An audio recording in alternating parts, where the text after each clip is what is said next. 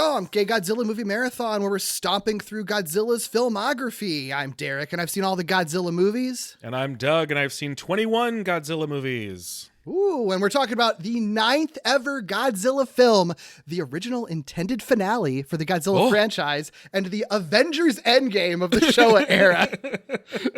Destroy all monsters. Also known as Kaiju So Shingeki, which translates to, well, arguably, you'll find many translations for this title, but the ones that I like the most are Monster All-Out Attack, Monster Total Advancement, or Monster Invasion, depending on how you translate it. Like all of those. You know what? All of them, banger names. Movie was released in Japan on August 1st, 1968, directed by Ishirō Honda, with special effects by Sadamasa Arikawa under the supervision of Eiji Tsuburaya, written by Takeshi Kimura and Ishirō Honda, produced by Tomiyuki Tanaka, and score by Akira Ifukube, all of our heavy hitters.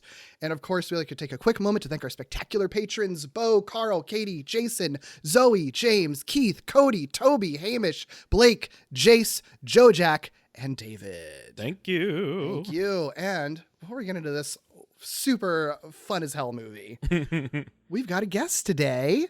We have a streamer, voice actor, and radio host, Lauren Goodnight. Hi. Lauren, how is it going? It's a pleasure to be here, guys. Thank you for being here. The question I always have to ask, what's your Godzilla history and experience? How'd you get into Godzilla? As a kid, I sort of grew up in the sort of the Sunday morning movie marathon kind of era. And so, it was in my life as a kid. And then as I got older and more involved in culture, more involved in Japanese culture and Japanese history and filmmaking, I became, enamored with it again, the way I had been when I was much, much younger. And then I ended up working in the anime industry for a little while. And then I left it and kept being massively into Godzilla. And it became part of, like everything I do. No, it's a huge part of what has motivated me in various parts of my life. So I love that so much. I was really raring to ask you this question because I've never had an opportunity to talk to someone about Godzilla that has worked in like anime dubbing, for example. Like you have a history with that. You have credits on like Evangelion and Preter. Like that's pretty incredible, right? Like that's so cool. Thank you. Yeah, like being someone who has worked in that industry and now is also a fan of movies that kind of sometimes famously and infamously have dubs that people both like and don't like. Like, do you have dub experiences? Like, did you grow up with the dubs, or do you have like strong opinions either way? I have some strong opinions, but it's not necessarily an either way kind of opinion. Sure. I find if you're showing the films to kids for the first time, it's much easier to just let them hear it in English. And not even just English. Go ahead and get them that schlocky Hong Kong international dub. Love it. It's so of its time that it's this time capsule of silly, and I think it's great. I love that. But yeah, when I think about like the amount of time that we spent dubbing some of these properties over the years, and one show could take a couple weeks, or a movie tended to have a little bit more post-production put into it, et cetera, et cetera. But when I hear about how they dubbed these early Godzilla films, this was like cattle call auditions. This was whoever they could get off the street in any country they wanted. Like, honestly, I think wasn't like the international dub, especially of this one, is like what a lot of people grew up on. Yeah. And just sort of to know that these dubs took basically 20 minutes is just always, that's an exaggeration, of course, but it always just tickles me pink. But I'm a sub fan. I am absolutely into subtitles. I'll watch a good dub though. There have been some pretty garbage dubs of these, like that aren't fun garbage. Sure. Like when it's fun garbage, okay, let's go. Mhm. But this film, fun garbage. We went through because I've seen it loads and loads, but I wanted to refresh myself. So we went on stream and we showed it. We showed the Hong Kong dub, and chat interaction was divided. I think this is the dub that has one of my favorite voices. Where I mean, I think the one like white guy scientist in the movie, like the dub voice for him is like the most exaggerated old man voice. It's like it sounds like Paul F. Tompkins doing like an old man character. It's hysterical. It's like, hey! Like I can't even imitate it. It's wild. It's so funny. Doctor, is this how he controlled the monsters? Possibly, Otani. The monsters were being controlled by the same device. It's perfect. It is. That's and that's the charm of some of these older films, especially if you grew up with them in your youth. Like I was not born in the 60s and 70s. I was not born in the 50s. I was born quite a bit later, but we still had these broadcast experiences. Right. And if you have that nostalgia, generally you won't feel so bad showing someone a dub. If you don't have that, it's so easy to be like an elitist about it. Yeah. If you don't think about all the different audiences that could be consuming your media, you might go, oh yeah, this is the worst thing in the world. It's terrible. There's nothing redeemable about dubs. Well, I was there with you for a while. I was there with you for a while when I was working in anime. But as I've grown up and grown older, I see, the whole spectrum of things people need to watch films. And having a decent dub in your local language that you can understand and discuss with people is one of the most, like, that's the thing. That is absolutely the pinnacle to give something is, or to pay to have done, to license out, is to translate it and give it to people in a way they can process. And sometimes that's not going to be reading. Yeah. And we're so lucky to have like so many incredible examples of like really great subtitles and dubs for the same thing. Like there are at least a few shows now that I'm like, I'm going to watch it twice because I want to hear both voice casts. Yes, exactly. And they're good. Like back when I was doing that stuff, I wasn't good. I will straight up say, as I got older, I became a better actor, but I wasn't, in the same studio settings. And so no big deal. I was doing other stuff with my life. But I remember just thinking, even if I work at a company that does a Godzilla production, I'm going to be so happy. And I was working for ADV and they did the special anniversary release of this film that came with the soundtrack. And they released, I think, the Gamera films as well at one point, the newer Gamera trilogy. Right. But yeah. So I was just like, okay, I can forgive a lot of sins here. Relevant for this movie, because one of the things that Doug and I have been on a journey with is like, even though, Doug is a newbie to all Godzilla stuff, I'm a Godzilla fan. Not anymore. I know, right? I know at this point. But like even me coming in as like the person who knows Godzilla, I was very much on the Godzilla track and I hadn't really expanded into other Toho movies. And then, you have this movie where it's just like half the monsters are from movies or from movies you haven't seen probably if you're only watching Godzilla movies. So are you someone who would branch out into other Toho movies or are you kind of strictly on the Godzilla track too?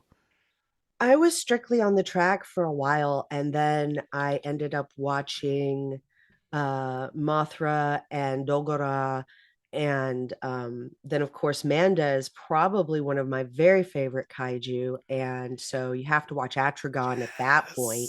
And so I've seen I have branched out, but it's not my number one or even number two part of the part of the fandom, to be quite fair. Yeah. But yeah, I mean, I saw y'all watch Varan really recently. Mhm. Like, y'all make it sound better than it is. Oh wow. Oh wow. Because I feel like we were real hard on that movie. We were not exactly kind, so that's impressive. No, but Yeah. We try to find that movie something, was phoned you know? in. We all know it. Yeah.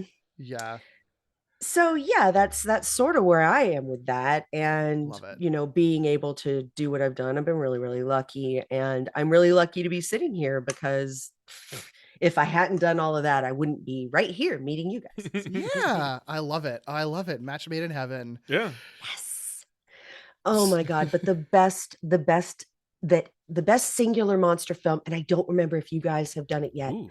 is Mothra. Oh yes. Yes. Holy yes. Christ. It's so The good. Mothra good. film, so good. Mhm. Just frightfully nice. And I mean, you kind of have to sweep some of like the makeup choices Yep. and scripting choices. But you know, like that's still a film I would show anybody. Yeah. And in fact, I've shown it as like people's first Godzilla film. I'll show them Mothra. Mhm. Yeah. It's a beautiful movie. It's so nice. Yeah. It is. It is. It's so beautiful. But let's talk about this movie. We got a fucking fun ass movie to talk about today. Oh yeah. Oh yeah. Speaking of Mothra didn't get a new puppet for this film. But even though it was meant to be the last Godzilla film, both Godzilla and Anguirus got new suits. This is something that's fascinating to me, and I imagine some of this is the production stuff that you have, Derek, but like, I did not know that this was supposed to be the last one. I'm sure you have context for that. So knowing that, and knowing that Mothra, like this is I love this form of Mothra, but that this is the form of Mothra that was supposed to be like the last one is like kind of wild to me. Yeah. Yeah. Okay, Doug. Yeah. What do you saw this for the first time? I did. What do you think? Okay, I think that the question on many listeners' minds who've been listening to this podcast from the very beginning, that they've been waiting for, is that you've seen Anguirus in exactly one movie and been waiting for him to come back for so long. Yes. Did you know that he was in? Did you have any inkling that he was going to show up in this? I wasn't confident about anyone except very, very confident except for Manila. I knew that Manila would be back. I think in some way, shape, or form that had come up or something. Okay. Just that we would see him again, and so it kind of made sense. And then if I had to put money on any, I would have put money on Ghidorah. Everything else was sort of like guessing based on the movies we were watching. And kind of the track we were on. The thing that's interesting about Anguirus is we would have watched Raids again anyway. So us watching that movie wasn't a guarantee that he would show up here. I was still just kind of hoping and wishing and praying that I would get to see the best boy again. And he's like pretty featured. Like I was not disappointed. Yeah, absolutely. Have you gotten to see the character speak? No. Oh my gosh. I can't wait to know like the context for this question. This is wild. Ooh, I'm excited. I'm excited. You'll find out. Yeah. Just get excited. Okay. Yeah. Okay. But I'm not telling you what film it's in. I'm not telling you when you're going to see it. It could be in the 80s. It could be in the 90s. It could be something weird that they shoved in right before Final Wars. Yeah. It could be maybe it's a MonsterVerse you know. movie. You don't know. Honestly, you know. weird things have happened, I'm sure. But be excited. You'll dig it. You'll dig cool. it. Yeah.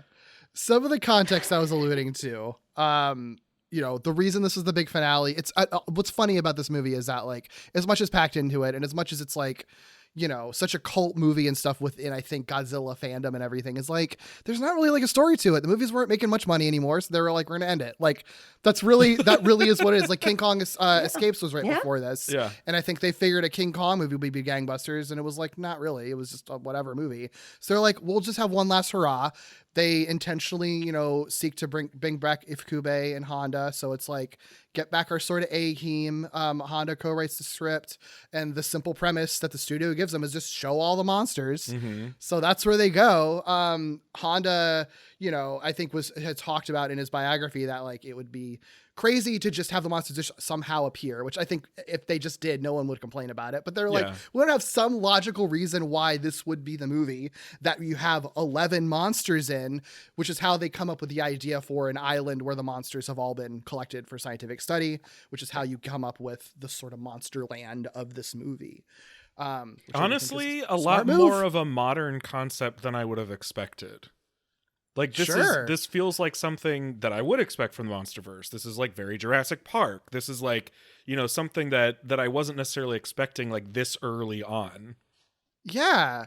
Well, I think what's funny too is like reading about what Honda was interested in when building it out, apparently, was sort of like, he liked the idea of the farm aspect of it, of like, well, if you got an island full of kaiju, how are you going to feed them? And then spun out into the whole idea of like an underground farming system and like cloning the fish and things like that would be able to feed them and everything. And he wanted to explore that in the movie. And then it was like, you don't have the time or budget for that, man. People just want to see monsters fight. No one gives a shit about undersea farming.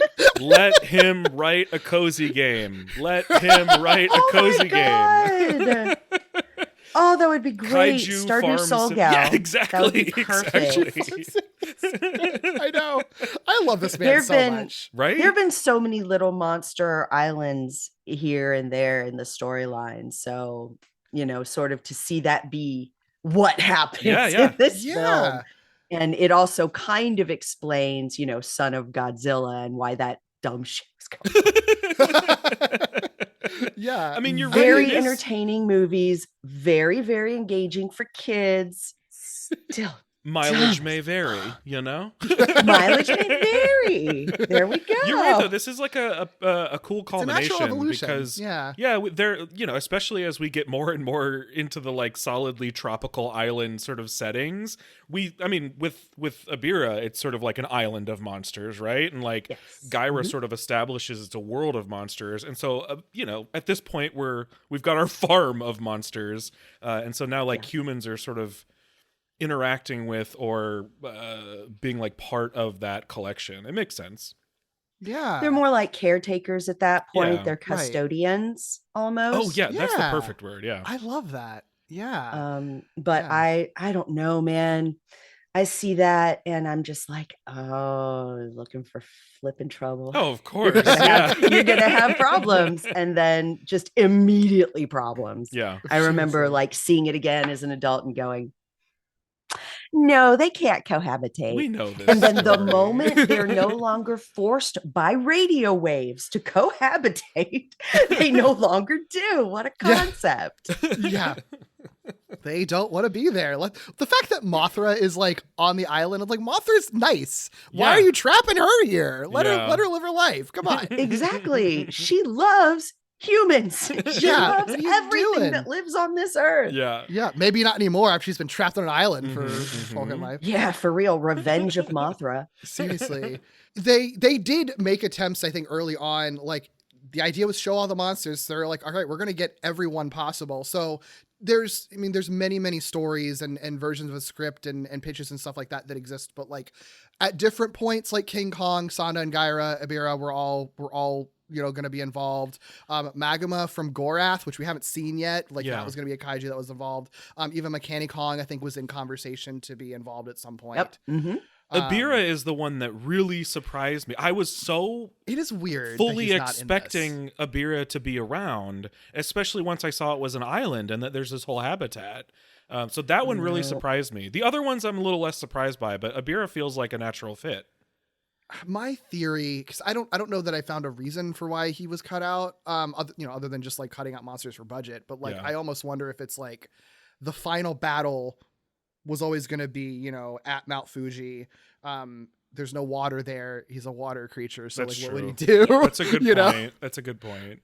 I think maybe that was part of the other. Well, no, that's the thing. Is so's Manda. You don't get to mess with that. That's actually a good That's point. true. And that's actually a really good point. Not all the monsters are featured that much. Yeah, Could've been Amanda's on around, for about you know? 5 seconds over 2 shots. But I think it's literally because the suits were falling apart. Yeah, I mean, I think that's also, I think that was part of the calculation too, is it's like, who can we repair or like have something sort of, swapped in for the easiest. Like there's a couple of people that got there's a couple of kaiju that got new suits. But pretty much everything else was like refurbished. And, it probably was just like, maybe a bigger suit would just be harder to refurbish. Sure. Sanda and Gairai, I imagine probably would have been a hard one too. Kong was just because the rights issues, it was going to expire too soon. So they were like, we're not even going to risk that. Makes sense. So I do think it all makes sense how it gets sort of scaled back down. Didn't Ebirah get eaten? I mean, that one. That's why he's not there. They would have just been like, it's just another one. had a snack. That they would have either not explained that or just been like, it's another one. You get a baby. Yeah. Like, true. And they're not exactly like big with coherent storylines over multiple films. They still aren't. We also just watched Varen explode. Yeah, and Manda get like frozen to death. So like, yes. Manda just keeps Manda takes L's. That's what what that poor bastard's there Love him for. to death. Love him to death. Mm-hmm. I love this. The title, the movie was developed under the title Monster Chushingura, which is like referring to the historical tale of the 47 Ronin that avenged their master's unjust deaths. So I like the idea that like they were thinking of the kaiju as like Ronin out for revenge. I think that's such a cool way to look at it. Yeah. That's so funny. I love it. Yeah. I love it. Yeah. But I mean, it's like that's what's funny is that like we've had movies where we're talking for an hour about this interesting, backstory, production history, and like political stuff going on. This one, it really is just like make a movie with all the monsters and it'll be the last one. And they're like, okay, we're making a movie with all the monsters and we think it's the last one. Like that really is truly the case. And like, that's all I got. Yeah. I mean, there certainly are things that you can discuss. I mean, for sure. We were seeing, female astroscientists, which really cool because anything, that high up the totem pole was not really happening very much in the late 80s for young ladies. But yeah, even having that kind of representation is cool. One of the things that when we watched it, that was like, oh, this is something to note, was she didn't have pierced earrings when he pulled out the receiver. The main character, the main female character had a receiver in her neck, and the main dude came in and just like basically ripped it out of her skin. They were just ripping stuff out of these people, dude. Seriously. But the concept that they have, clip-on earrings even in the 60s is strange to an American because we very much get pierced.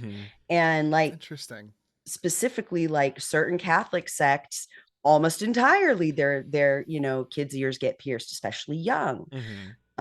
So to see that not take place in Japan, I sort of go, well, why?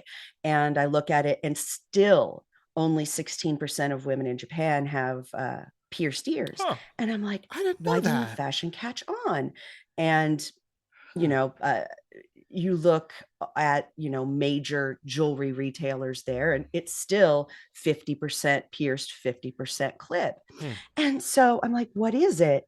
And I realize it's purity culture. Oh, interesting. I was like, it feels like the same reason you wouldn't get tattooed. It is a body modification, and anything that puts you outside of the norm is definitely not going to be something that's seen well. So even people who spend tons of money on jewelry are going to get them clipped. I don't know why I thought that was important, but like, it is. They made a whole thing out of earrings in this movie. So like, I think that is actually really interesting context. Cause I was just like, oh, they pulled earrings out of her ears. That's violent. Yeah, no, the earrings, the blood came because he actually pulled something from behind, because, you know, those are clip-ons. I saw him just pull them. You can't do that if they're, you know, jobby. You have to give them a good tug to get a hoop like that off if it's not a clip. Wild. And so I was just like, why is this important? It is, and I'm not sure why. Because people think that's why. Because people think the transponders are in the earrings, and they're not. That's why. It was poorly directed in that one sense. Sorry. I've been wondering for days. That was been like eating at me for days. Why is it important to think about this? Oh. I love seeing that entire arc of just like figuring this out, like live. You got it live, everyone. It's so good. Well, it started several days ago. What are podcasts for if not just like overthinking out loud, basically? Oh, yeah. Yeah. That's what our 30s are. That's what our 40s are for. It's like, y'all are in your 30s. I'm in my 40s. I'm like, that's what that's for, guys. Wait. While we're on the topic, I know normally I think the order we go in is like talking about monster stuff and then we get into human things, but there's so many monsters in this. I want to save that for a little bit because that'll just spin out into the entire fun part of the conversation. I want to run through some of the human cast for this and some of the human characters while we're talking about him anyway. Because I think there's, just like usual, there's like some people that we are very familiar with from other Godzilla movies, and then a few new people that I think are very, very interesting. And I think I like the cast of this movie too. I think they really bring out the heavy hitters and have a nice slate of characters here. Led by Akira Kubo, who plays Captain Yamabe, who, you know, we've seen him in Astro Monster and Son of Godzilla. Fun astronaut hero. I love him. He's great in this movie. I think he rocks. Generally. Yeah. And he's like, oh yeah, kind of like in like his moment with like these Honda movies. He's in like every single one of them for like a stretch here. Yeah, he is Honda's Michael B. Jordan. Yeah, I can see that. He is, if we're gonna make the Coogler thing, because Honda's an extraordinarily influential director, and he did make some political commentary, but yeah, you know, he's that Uma Thurman. He's the muse of those years. Yeah, he's a fun protagonist in this one. Also, we just saw him last week with Jun Tazaki. It's Dr. Yoshiro. We just saw him in Atragon, and he's showing up again in this one. Dude. Hey. Okay, so I have my like cast of like my guys that, because I have this like ongoing spreadsheet, I just like notice them more than I should.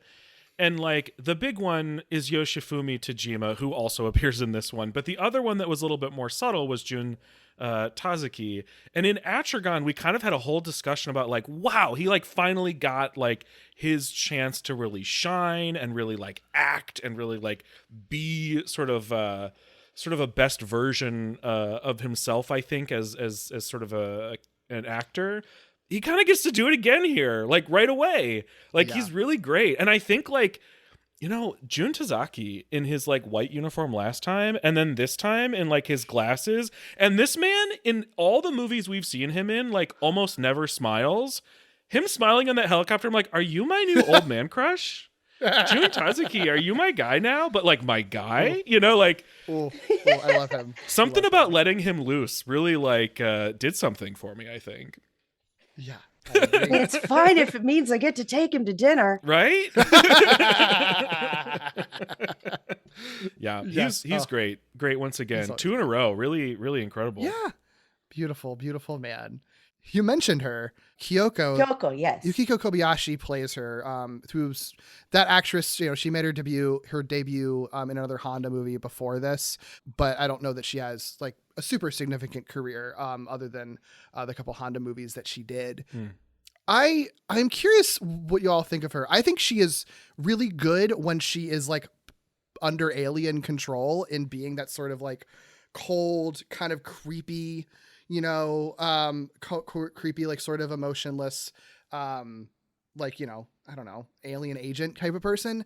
The second that she's back to normal, that character just like she's on screen, but she basically disappears. Like she just does nothing for the rest of the movie, which I find to be such a bummer because Yeah. I'm like, oh, you are good at like the creepy alien stuff. I wish they could have done a little bit more with you. Well, yeah, and she was there on the island. She was there doing sciencey things. Mhm. Yeah, she was Why part is of she it. not involved once she's brought sort of back into the fold? We just don't see any of that. And that, do we want to say that that's a continuation of, oh, this is not something we would normally see a woman in? Or is that just because we have to put in every fucking monster we can still make move? I mean, that's Yeah. certainly part of it. It's also, we're like beginning, I feel like, to get more reliably women characters who are like in specific roles, but they're still not like getting to do the same stuff yet. And so I'm not totally surprised that like she's there at the beginning and You're she gonna like love has the a role. 90s. Oh, dude, the fact that I know that the 90s have like really great ones, but then also the fact that like the Millennium era has like a stretch of movies where like every protagonist is like a badass woman in a different way is like really really amazing. But like here it's interesting because you kind of get like all three flavors of the female characters we've gotten in this era in one character, because at the start of it she's like a scientist who is like part of the things that are going on. In the middle, she is like this sort of like alien force, which we've seen a couple times in some pretty iconic ways in this era. And then sadly, her sort of third act is what we got really, not in the very first one, but like in a little stretch right after the first one of women characters who just like kind of were there and didn't do anything. But she does kind of all three, Yeah, she becomes the girlfriend. Yeah. Yeah. But I'm with you. I think she's really great when she's like sort of under mind control. It's a really, it seems like she might have been having fun doing it too, because I think she was really good at it. Oh, sure. That was scenery to chew for her, for sure. Yeah. All of these ladies, and I've been watching a lot with Chad. I've been watching a ton of 1980s, like sort of schoolhouse type drama. And every time someone's evil, they like lose half their eyebrows and wear blue eyeshadow. I was gonna ask about her eyebrows. It continues. Like, that's cultural. So true. It's cultural. It's incredible. Well, yes. One, I do love that in so much Japanese media, like the shape of eyebrows like communicates so much about what you are supposed to interpret that character to be. But her eyebrows, it's like noticeable, but it's also kind of subtle that like her eyebrows have one direction when she is sort of, possessed or whatever, when she's in mind control. Exactly. And I didn't catch it until the second time I watched it, because what I remembered was the really angled Spock eyebrows. And then when the movie started, I was like, her eyebrows are different. Why didn't I notice this the first time? Yeah. Her eyebrows are so iconic, she never should have changed them back. Well, and it's really cool to see it years later still being used as, as a trope throughout Japanese visual media. I wonder if it sort of goes back to the concept of, and in France we had Punch and Judy not in France, in England we had Punch and Judy. In Japan we have Kabuki theater, No theater, which very specifically has a look. This character looks this way every time you see them, every time they behave this way. And so it doesn't shock me at all, but it fascinates me. Yeah. I guess one of the equivalents we have is if someone goes dark, they wear a black turtleneck or something like that. You know what I mean? I guess it's kind of on that similar track. I like that. That's we could just laminate their brows at this point. I don't know. It's you know what? Spider-Man 3, they didn't have to do the Tobey Maguire being emo. They could have just changed his eyebrows. That would have been enough. It would have been fine. Exactly. just give him a tweezer and some time. And we would have had a completely different film. Exactly. Yeah. There's a handful of other people. I want to keep talking about some of the new people that we've never seen before. Our one token white guy in this movie, Andrew Hughes as Dr. Stevenson. He is a Turkish-born Australian actor and a business executive. who was in Japan at the time, who would frequently be cast because of his look. Sure. You know, so he's in several movies. You know, and most of the time he's dubbed over in Japanese, right? I don't think he spoke Japanese. So he was in Tokyo, you know, for his job essentially. One of the most notable roles that he had was as Adolf Hitler in the Japanese comedy The Crazy Adventure. Oh, that's a lot of sentences. For him. If you go to his Wikipedia page, the images of him as Hitler. No. Oh, wow. Oh, that is some springtime for Hitler shit. I love it. I love that. Yeah. Get that bag, buddy. Yeah. Yeah. Oh Good for my him. God. Good for him. And you know what? He looks like a very authentic Hitler in that picture too. Like, Oh, I understand why he did it. I understand. Wow. Wow. Yep. Yeah, but he's done a bunch of stuff. We've technically seen him. He was a reporter in King Kong Escape. So like, you know, we've seen him before. Oh, yeah. Yes. All right. Yeah, I just saw that and was like, who is he? But that makes a lot of sense.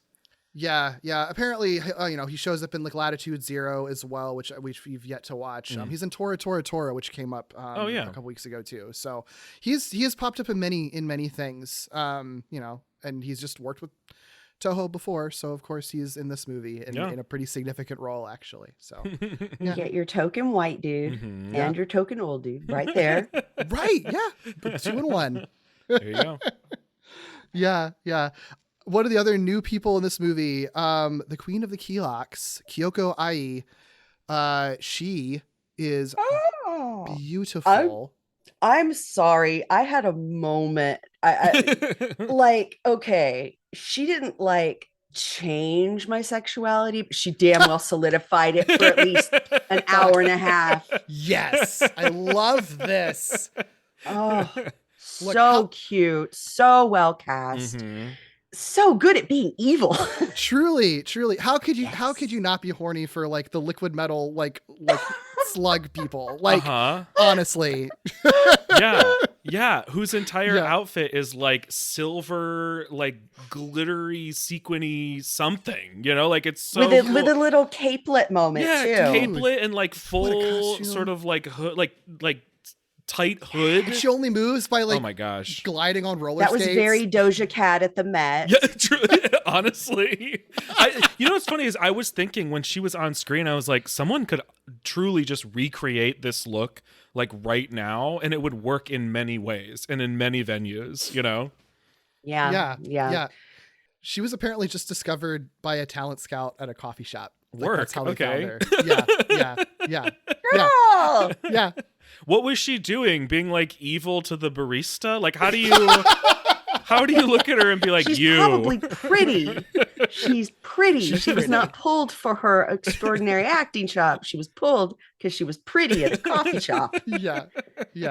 But she is good at being like off-putting. Like I think she really all of them, all of these, this whole like, you know, alien race of women, creepy women. I love it. It's just old school sci-fi bullshit that I fucking love so much. Yeah. I love that they're, I guess, projections of the little like liquid like metal slug rock dudes, I guess, or maybe they turn into them. It's not clear. I don't really care. They're the fucking coolest aliens we've ever gotten in these movies, though.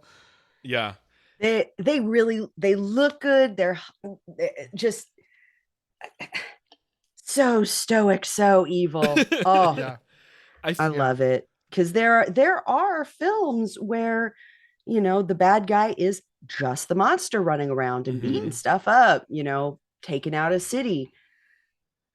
And then there's this where there is actually, you know, an antagonist, but it feels like the antagonists, at least in the 60s and 70s, were all alien. Or we're all like greed motivated. Yeah. They really sort of moved away from, oh, this is a natural disaster, to, oh, this is because of a human or humanoid element. And I thought that was really interesting, as the Godzilla films also changed from being, you know, like a metaphor for tragedy into like, this is a good film to look at and go, oh, this was where Godzilla started, thinking humans were the shit. Yeah, kinda, yeah. I mean, this and like, I think there maybe is one other from the 60s where the one where he falls for the girl. That was the turning point. That was the turning point.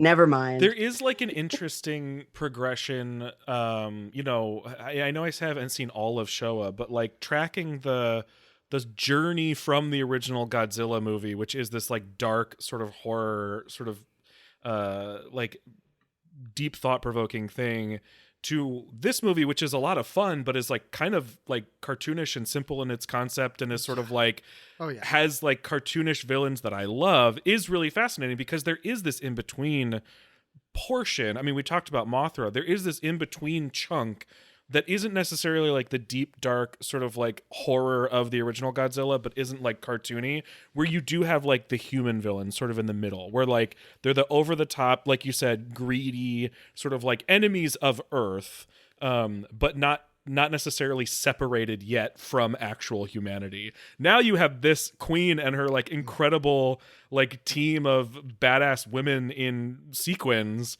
who are just sort of like, yeah, we're not from here, but guess what? Earth is ours now. Like, deal with it. Like, it just pure evil for no reason. Like, there's no depth. I love it. Yeah, we're taking over you. We're taking over your monsters. We're taking over your planet. And like, you don't even have to go away. You just have to like accept it. Like, it's just, it's so good. We're not even going to kick you out. We're the fun kind of colonizers.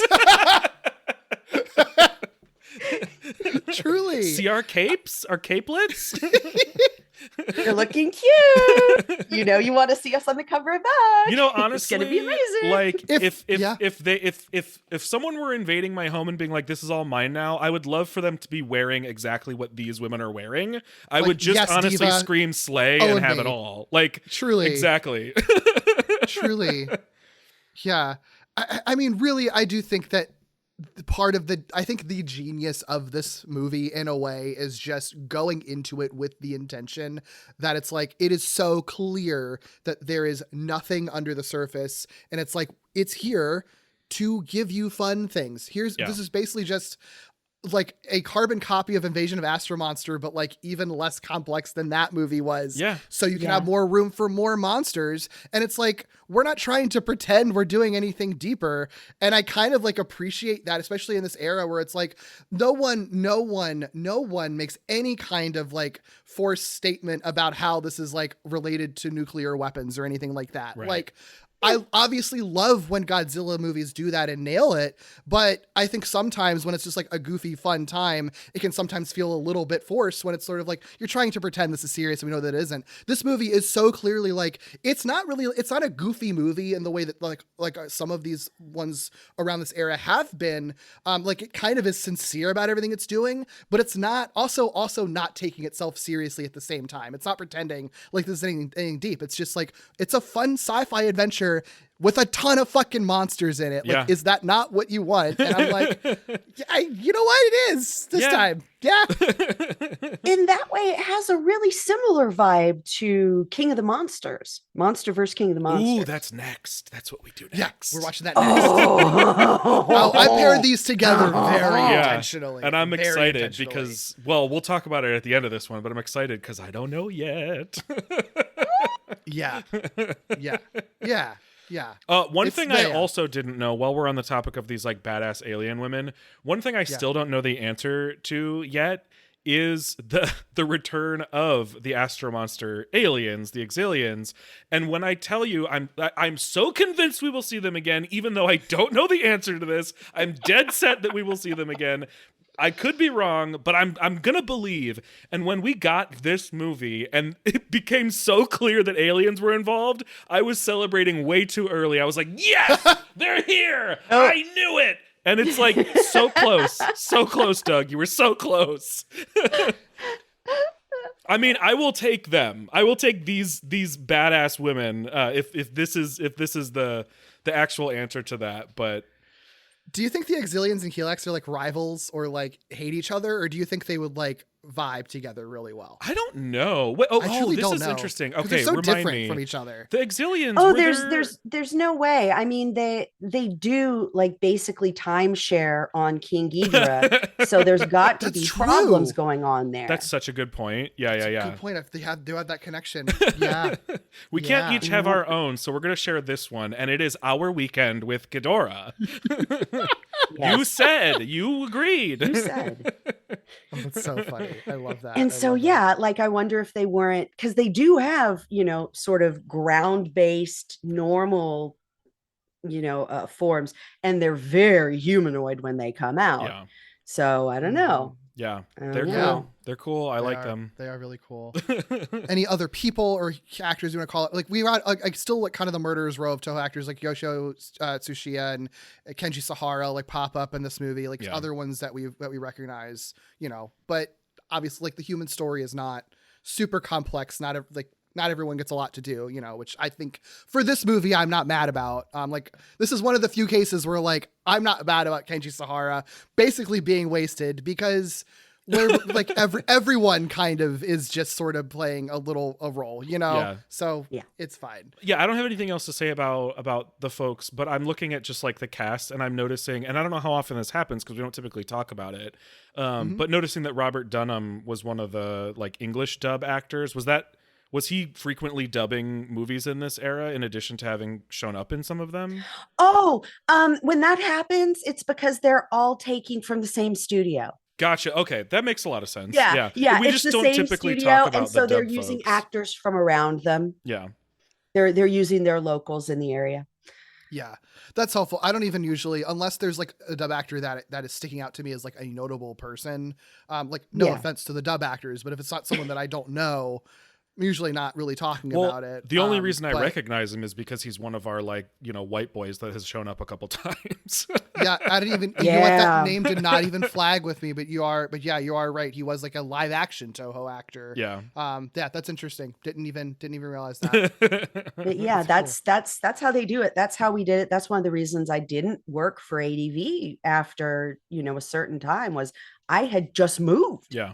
I moved to South Carolina. They were in Texas. If you live in Tokyo and you are being, recorded in, in Kyoto every, few days, you don't live in Tokyo for that. You go and you work in Kyoto. So yeah, that's what's going on is their actor pool, each studio's actor pool, is just that. It's the same in post-production. It's the same. I mean, it's the same with theater as well. Sure. You only have, especially in local theater, you only have who shows up. You only have who comes to your cattle calls. And so, yeah, you're going to see a lot of those names again. Well, and like I said, I typically don't look over there. So I've probably been seeing his name in my peripheral this whole time.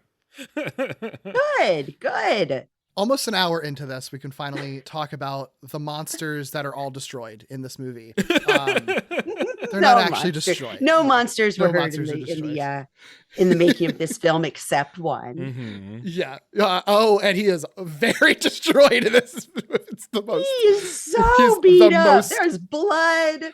There is. It was bad. What a violent thing. Right off the bat, I think the most, one of the more interesting things is like a lot of these monsters are reusing the old suits, just refurbished from one another. The two new like actual full suits were Godzilla and Anguirus. They got fully new suits for this movie.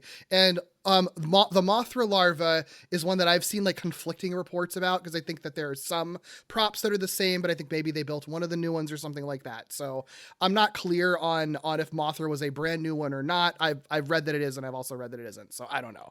Everything else is like either reworked or remodeled from a previous suit or prop or something like that, which is, I think, causes some issues with how some of these monsters are used, which you can talk about in a funny way. But like the Godzilla and Anguirus new suits, I don't have much to say about them really. Like Godzilla, they just redesigned a new one that was less ugly than the Son of Godzilla suit, I think was really what they were going for, and they nailed it. I was gonna say, like, it's that, but also this is like a really cute Godzilla suit. Like, it's like, I like the it. proportions are very cute. Like, its head is bigger. It is like something about the way that its proportions are, and the fact that it, they gussied it up a little bit.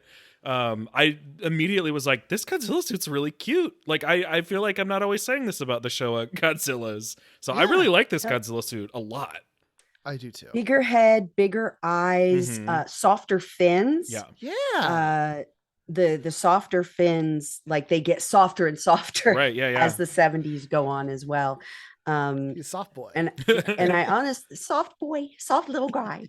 And I think that that's by design, because he was no longer being used as an allegory. He was being used as a cash cow. Yeah. Yep. And there's nothing wrong with that. Yeah. Our fictional characters, they do change and grow considering what society might need at the time. And it's not like it's, completely going away, that he's going to, that the franchise is handling serious topics. But you don't see anything like that again in the 70s, at least, except for like Hedorah. And that's a weird movie. I'm excited. I'm so excited. I don't actually know anything about it, but it is one of the monsters I have known about pre this journey. So I'm excited to finally actually get there, which I know I've said before, but I'm very, that's one of my most anticipated ones. Easily one of my favorites. Yeah, I can't wait for you to see it. Oh my god, it's so good. It really is good. Anguirus, though. Yes. Hello. Yes. I'm very curious because Doug, as a Anguirus stan, but specifically having only really experienced the Raids Again version of it in black and white too. The first time you're seeing Anguirus in motion and color, and this like more modernized, like for the time modernized suit for him. What do you think of modern Anguirus? Looks great. I mean, it's one, I'm just like so stoked that he's here, right? Because I wasn't 100% sure that he would be. I kind of was really hoping, and I figured he might be. But like Anguirus being here is sort of like I watch a lot of reality TV. They all have like all-star seasons at certain points, and there's always like one person on the cast that you're like, holy shit, they brought so-and-so from season 1. That's how I feel about Anguirus. I'm like, yes, they got like a star, like this is star power. And the fact that he got a new suit, I mean, it like makes sense because it would have been 13, 14 years later.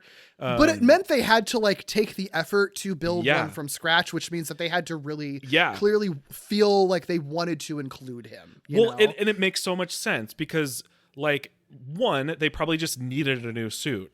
2, he's the only other one that gets a new suit, which feels so special. And then 3, the fact that they spent this time and energy and resources on a new suit is probably why they feature him a whole lot more. 1, because he probably looks better than most things. But 2, like you almost feel like you have to justify incorporating him as much as or justify like spending as much time and energy on that suit by incorporating him more. So it all just sort of like feeds into like more Anguirus for me, and I'm here for all of it. Like I'm just so happy. Every time he popped back up, I was like, yes, more. Yeah. He's kind of like the second in command in like for the kaiju. And like it's fascinating. That feels so good. Like it's so weird. I've only seen one movie with him and I just like I'm in love with him. But like it feels so like validating and it feels so good. Like he so easily could have just been like the like the old school cameo on the cast, but like no, he's like OG, right? And so like we're like second in command feels perfect. You all thought he was gone, you all thought we left him at the coffee shop, but no, he's here. He showed up. He was just waiting. He showed up to the dance recital. We weren't sure he was going to have the money to come all the way to help all of his friends at the dance recital at the end of the series.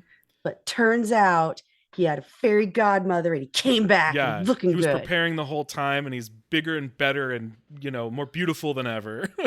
It was a lovely suit. It really was. You could tell that they took the time and the energy. It wasn't slopped together.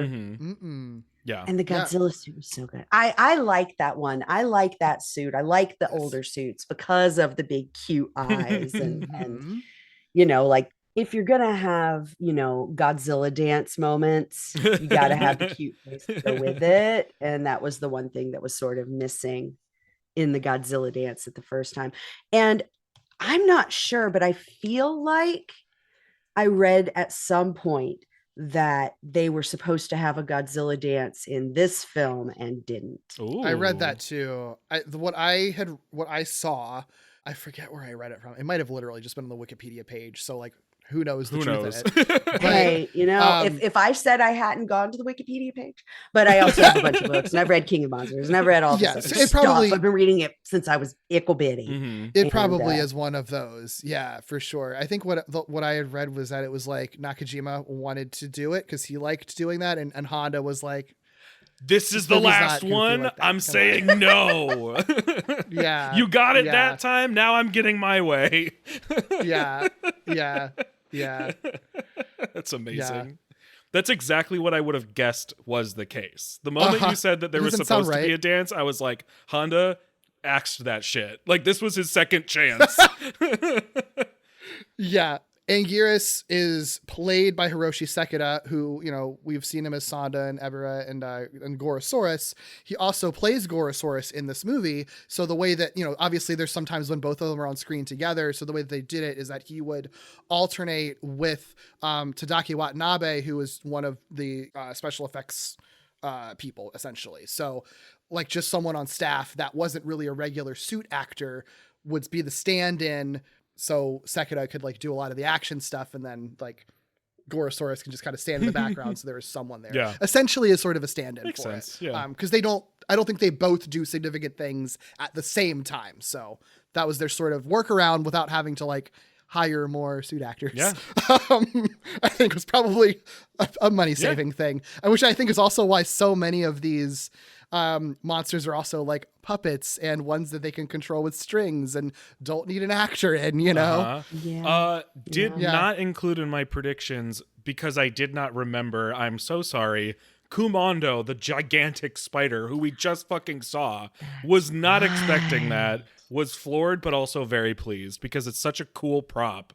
And what a fun little like team up moment for the bugs, Yeah, I love that. I love that Kumongo's in it. I mean, and it's obviously the same prop because it was just in one movie. I feel so bad I forgot about the big spider Kumongo. I'm not sad that you forgot about the spider. I love a spider. I do too. But that one, I don't know. Maybe it's just because I saw it when I was real young, but yeah. Ooh, it hits that creepy place. Mm-hmm, mm-hmm. Doug, which of these monsters of this roster were you most surprised to see? I mean, it is absolutely between Kumonga and Gorosaurus, and I think I'd probably give my surprise edge to Gorosaurus. But what's really funny about it is Gorosaurus is from the one movie I couldn't figure out why we were watching.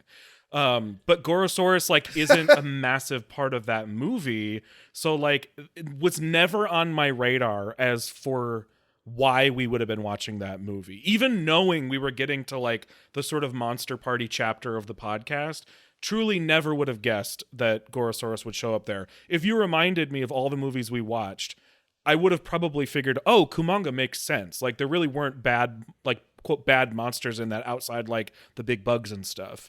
But yeah, Gorosaurus I was not expecting. And also like Manda, I was really happy to see, but I believe my official prediction was that Manda would not show up here and that the sub would be like an integral part of figuring out or combating whatever was going on. I really thought that like the Atragon side of things was more what was going to come back. Yeah, which I think makes sense. I was pleased by that one, but I was a little bit surprised too. Well, you mentioned Gorosaurus. The only thing interesting I have to say about Gorosaurus that I think is that like, he has like a weirdly prominent role in this movie, considering he was barely in King Kong Escapes. And I think a big part of that is because he basically ended up being a stand-in for Baragon. Like the reason that Gorosaurus burrows and bursts up from the ground, which doesn't seem like a Gorosaurus thing to do. It seems like a Baragon thing to do. And I think depending on the version you watch, I think some translations like accidentally have people call him Baragon in the movie. Yes, they do. The Hong Kong translation is the incorrect one. Yeah.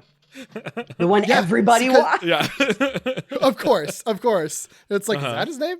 But like, because it was scripted to be Baragon, it was just because like they did. So the Baragon suit after Frankenstein versus Baragon was given to Tsuburaya to use in Ultra shows, so Ultra Q, and I think in Ultraman as well. Well, but here's the thing that's weird about it is that like they get it back, and then they did refurbish it. It technically was like a thing that they could use, but I think they redid the ears for it, and then were worried that the ears would be too easy to damage when doing it. And it's sort of like, well, instead of like risking it, we do have a suit that we could feasibly do this stunt for. So they just swap in Gorosaurus for it, and Baragon basically just kind of gets relegated to like a background character, which is kind of baffling to me because it's like you spent all the time refurbishing his suit, and then it really ends up he's just there for the pictures ultimately. Like he doesn't actually have to do anything, which I do find to be a bit of a bummer. Yeah, I was surprised Baragon wasn't a bigger role, but this all makes sense. And Gorosaurus, that suit's probably in great condition. It didn't, I mean, like compared to some of the older suits. It was like literally the year before. So yeah. Varen is another fun one. If you truly could even blink and you miss find it. him, I mean, I guess this is 10 years They didn't even later. say his name, I don't think. I'm not 100%. Yeah, he was in like I don't. half a scene. Yeah, like less than that. He was in a blink. Visibly, barely visible, like barely there. And then I think like the only time they might say his name is like when he's not even on screen. I think it's like when they just list off where monsters might be. And I was like desperately trying to find him. I just was expecting him to be around more, but then I did think about the fact that, well, one, that movie was weird in how it was produced, and two, this suit that is one of the older movies included here, and this would be a 10-year-old suit. I don't know if it was used by Tsuburaya and other things. It's even more, I think it's even like funnier than you think it would be, because the thing is like he was, as originally written, they were going to have him have two flying monsters, Rodan and Varen, tag teaming Ghidorah in the air. Makes which sense, I think because you've got so many really pairings. cool. You've got the bug pair, you've got some underground pair, you've got the two dinosaur pair, you got you could have had flying pair. Yeah. The reason that they didn't, I mean, obviously, you're right. It was the suit was completely just decimated from just 10 years. And it was a existing. cheap suit. So they would have had to remake comparatively too, right? Like, right. But the thing is, what you see in a movie isn't even a suit. It is the half-scale puppet is what they dug out. So I'll send you a little image to see how big he is comparatively. I can't wait. That's why he doesn't do anything, because he's literally a half-scale puppet. And even in promotional images where they try to include him, like they didn't have anything that they could use to be to scale with the monsters. He's just floating in the back. Yeah. Literally just like hanging there from the rafters. Yeah, he's like a fly among the rest of them. Like, it's so funny. It's so funny.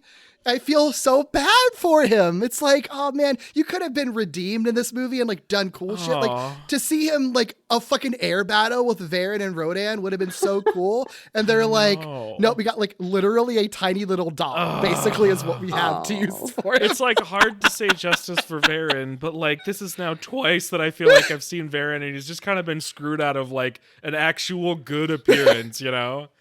Oh, so poor little guy. Literally little guy in this case. Okay, that does make a lot more sense, because he is so difficult to find in this movie, and I guess it's because he can't be near anything else, really. Right. Okay. Just sort of, they put him in and he waves and leaves. Yeah, oh my gosh. Right. Like they made, and one of the coolest things they did for it is they made like miniatures of everyone, so when they have these big, basically what looks like helicopter shots, it's just little toy versions of them. So like they're able to put them with those because they're making little versions of everyone, but that's all. That's so interesting, because now I'm trying to think like why. Like I can understand why you would want Varen in there, but like if you don't even have the suit, like why not other things? Like what is there a reason why Gyra doesn't show up in this movie instead? But they still had a prop for Varen, I think. So like they still had something they could use. They don't have a miniature prop that they could pull out for Gyra, Like I think I think they truly pulled everything that they had. And Varen also, like, it would not require any repair because it's just like a random puppet that's not going to have be doing anything, you know. That makes sense. Yeah, that makes sense. And there's 10 other monsters, so sure. It's not like we were shortchanged on the number of kaiju in the movie. Another one that I do think is like both underused, but also still used more than I expected is Manda. Like we talked about it. Yeah. He doesn't get as much to do as I would want him to. And like the final battle, he really is just chilling in like the peanut gallery with Baragon and Vera. And just sort of like, yep. Yeah. But at the very least, he gets the one scene like in the city where he's wrapped around a bridge and hanging out with Godzilla, which I do think like that. It's shocking how much he is in that aspect. Yeah. He was in London doing that. That is the light rail that he went around. Yeah, it's cool. Yeah. They are still using the same prop from Atragon, which was like sent to Tsuburaya, also used in Ultra Q a few times. It was modified a bunch of times, so they still had to like re-modify it and refurbish it, and they just... probably just because it was less complicated, just didn't have the accoutrements of his head on there, so he just looks more like I was going to say, the face is now definitely different. Okay. Yeah. I didn't make that up. Okay, cool. Yeah, no. I mean, it had been used. That was a prop that got around. That's why some parts of him just look raggedy. Some of these suits just look raggedy by the time we see them again. And Truly. no amount of reconstruction is going to like turn rubber foam usable again. Yeah. And in like a whole bunch of these scenes in various films, they were shooting hot liquid styrofoam all over them. Yeah. Dude. Or like submerging them. It happened in so many of these films. Yeah. Everywhere. And they were breathing it in for years. I don't know a single one of these people who did not have some kind of health problem at the end of their life. I'm sure. That's such a good point. That's so true. Oh, that's upsetting. So it's like, I mean, if you're going to have something like styrofoam and then you're going to make it hot and then you're going to put it all over everything, then you're going to have a higher level of degradation in your rubber suits. So, yeah. Makes sense. Yeah, makes sense. Some other dudes, obviously not a surprise that Rodan is here. Toru Aragaki plays him. I don't think that we've encountered him in a movie before that we've covered, because he was Gamera in like 3 of the 60s Gamera movies. So already had cred from that. He is known for playing a lot of Ultraman and Ultra 7's most famous monsters like Red King, Zedon, and so he was a Tsuburaya guy. Yes. And he also shows up in Latitude Zero as well. So he's around. He had already done like major, suit acting stuff up before this. So it makes sense that they tap him for Rodan. And this is the same Rodan suit from Ghidorah and Astro Monster that they just like repaired a bit. I think that his chest is like more sculpted in this movie, like that's different, but like I don't think you really notice. Like he just looks like Rodan. He just went to the gym. Yeah. He was like, I was looking a little doughy in the first film. Let's go for it. Yeah. Got to look good amongst all these other guys. I haven't been around for a while. Especially if they're getting whole new suits. I mean, truly. Right. Keep up with the Joneses. Come on. And actually, I want to talk about that. I'm excited to talk about. I only have a couple things to say about it, but they're a lot. Susumu Utsumi plays King Ghidorah. He only ever did 2 suit acting roles, so it's wild that he is in this movie as King Ghidorah, the main villain who gets beat the fuck up. He's King Ghidorah in this movie, and he's a Batman in Latitude Zero. Latitude Zero just popping up all over the place in this one. I am just pulling this from his Japanese Wikipedia page, and I quote: "His family grew up in a liquor store." He also there's no other context for what that means. He also had an interest in car racing, and after meeting a Toho actor on his racing team, he began appearing in Toho films such as Yojimbo. Then he retired from acting in his 30s to work in landscaping. That's the story of Susumu Utsumi. So this is like a fun story he tells, basically. It's like, oh, that time that I was like King Ghidorah. That was me. It's not fucking like goes and lives a totally normal life. And the guys at the liquor store are like, oh God, he's talking about Godzilla again. What the fuck? I could have taken him. It was just like in the script that I wasn't allowed to win. So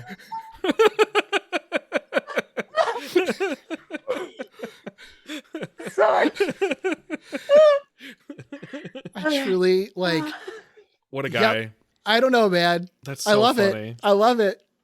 I love it. Show up in your one Godzilla movie and get your ass kicked. That's what he did. It's like, I good do for him. love that, like, in a way, because this movie is a bunch of monsters and at any given point could technically have like 6 suited actors on set, you're sort of like, oh, it makes sense that they kind of have like this all-star cast. Like Tsuburaya is pulling in one of his guys. Like you've got, you know, some folks sort of like switching up to make sure that they've got like the right guy in the right suit. And then there's like this dude like who's done it twice and then never does it again. It's so funny to me. Shows up, looks around, gets beat up, goes home. I mean, get that check, you know? Oh, that's such a good bar story too. Amazing. And then obviously Manila, same actor playing him from Son of Makes Godzilla. sense. Same suit. I think they like slightly modified his face, but like nothing significant. Jesus, they could greatly modify. I was going to say his face. modifying his face at all. I know, modifying right? it at all is an improvement, but I'm with you. They could go a lot further. Yeah, baby, it's okay to have a facelift. It's all right. It's all right. Yeah, I was about to say, you guys, you need to take like, you know, 2 months, 3 months out of the spotlight, go hang out somewhere and just have the work done. Yeah. Get your teeth fixed. Skincare regimen. Put the money in. And then just like release the new look on camera. I love the idea of like Manila going into hiding and then coming back handsome Manila. With the chin Exactly. and everything. Perfect Oh my butt God. chin, amazing cheekbones. Like Yeah. incredible Yeah. brow. It's like one of those things where it's like a child actor, like, you know, disappears for like 10 years and then like pops back up in an adult role, and you're just like, wait, did they like get hot? This is confusing. You're like, I don't understand. Yeah. Is this creepy? I don't know what to do with is this. creepy? You did age, right? You are 10 years older. Yeah. Oh my God. It's Oh just my that God. Minya could have been the moment. But then the beauty would have overtaken the new Godzilla suit, which Yeah. beautiful. Used in the next few films. Doesn't degrade too badly either. I mean, well, okay. By 1976. Sure. You can only expect Everything's so much from any of raggedy. these suits, you know, for so long. Yeah. You know what's funny though? That Minya's in this movie is like, this movie takes place like around 1999. So like explicitly That's in the right. future. So either he just ages incredibly slowly, or this is what he looks like as an No. adult, or this is a second one. This No, is a second. I reject the second and third things you just said. I think Godzilla's just aged slow, is what I'm choosing to believe. I would say, yeah, they'd have to age slow. Sure.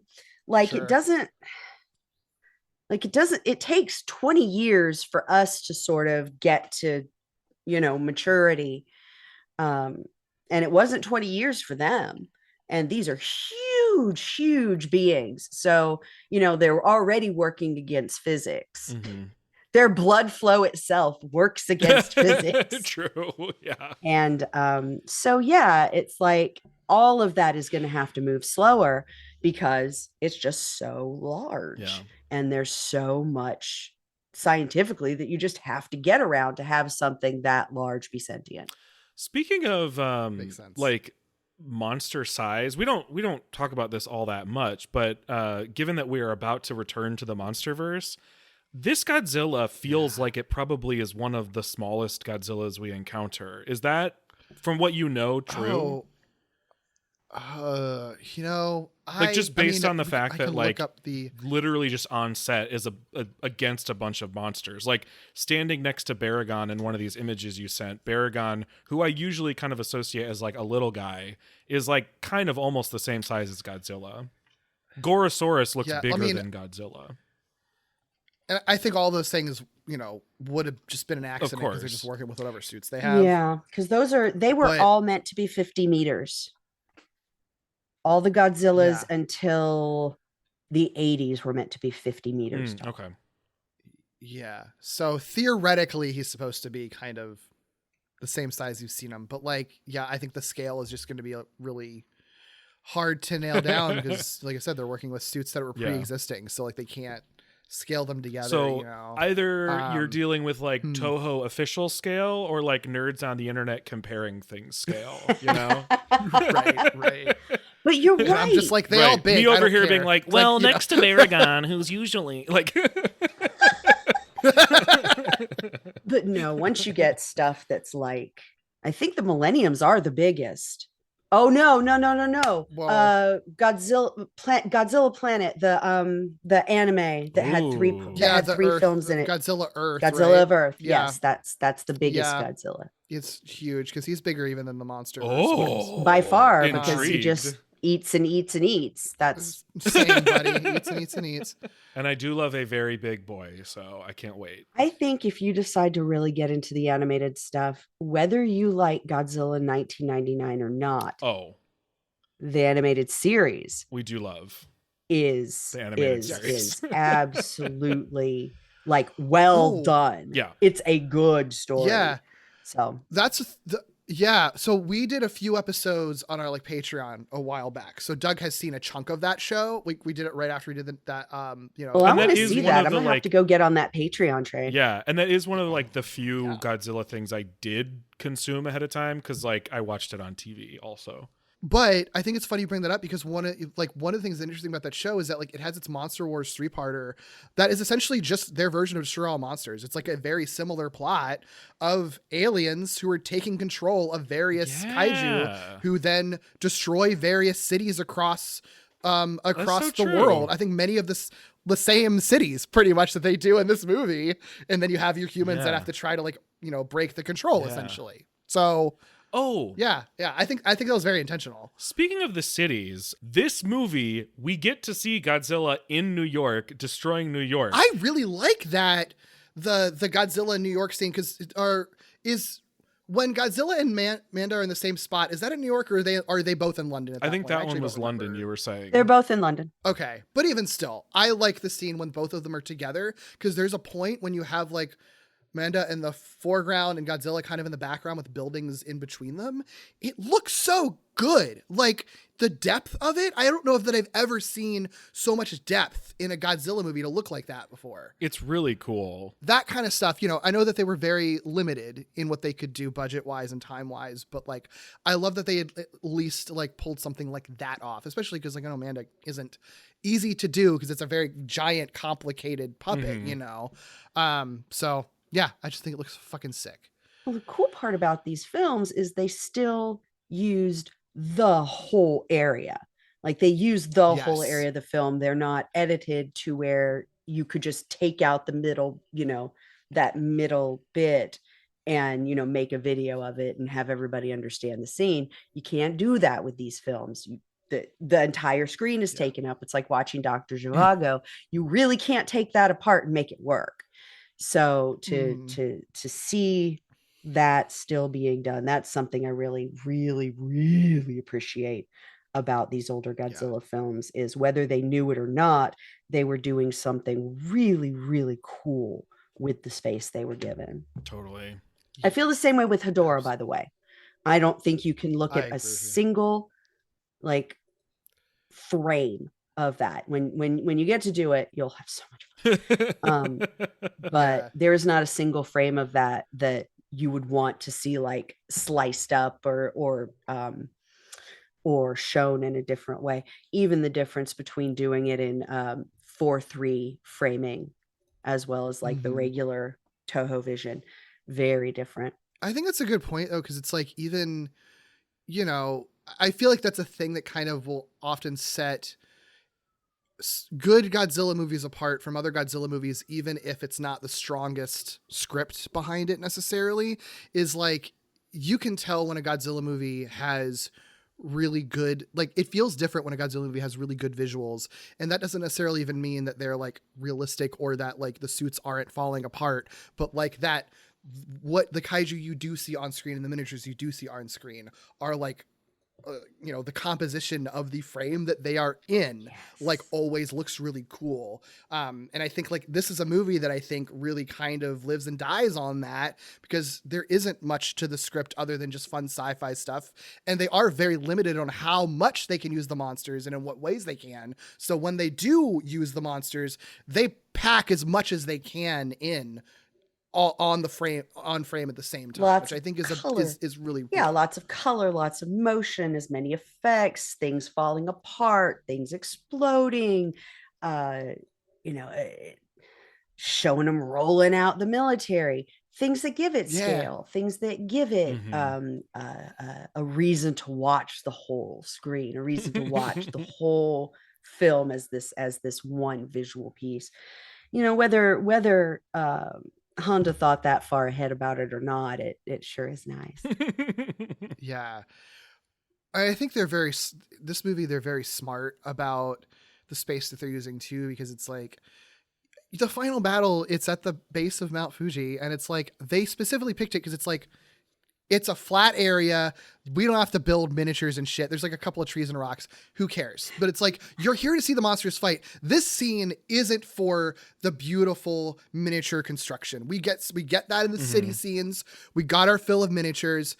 The monster battle is for the fucking giant monster wrestling match where they all tag team and kick this dude's ass. Like, you don't need the miniatures in that. And I think that's really smart, because it means that they are using the space to see the monsters together, which is what we are here for, I was honestly, sometimes when I watch these, I'm like, oh yeah, these are wrestlers. Like, especially in the 90s and the early 2000s, you can go, oh yeah, okay. This guy works for IWGP, or this guy probably has had time, on the circuit. And it's very interesting to just think, like, occasionally I see these ensemble casts and I'm like, we're going to throw Jushin Thunder Liger in there too, like Ultraman. He's just got to come out and beat an ass and leave. I occasionally think about that. I'm like, that would be the best. And then I realize, no. It never happened. But yeah, I always wonder how many of the suit guys actually were trained in professional wrestling. Well, we know some of them. I think it depended. Right? Like Nakajima, definitely trained, at least like would make it a point to learn wrestling moves and stuff like that. But I think it depended. And I think even when the actors weren't trained wrestlers, I think they would be coached by like people like Nakajima, because it's like, I want this to be like a wrestling match. If I'm going to do it and I'm fighting you, you're going to do it with me. So we're going to figure this out. And there's a safe way to do it. So, that's one of the reasons it's good to go and train in a dojo to be a wrestler, because there are safe ways to do it.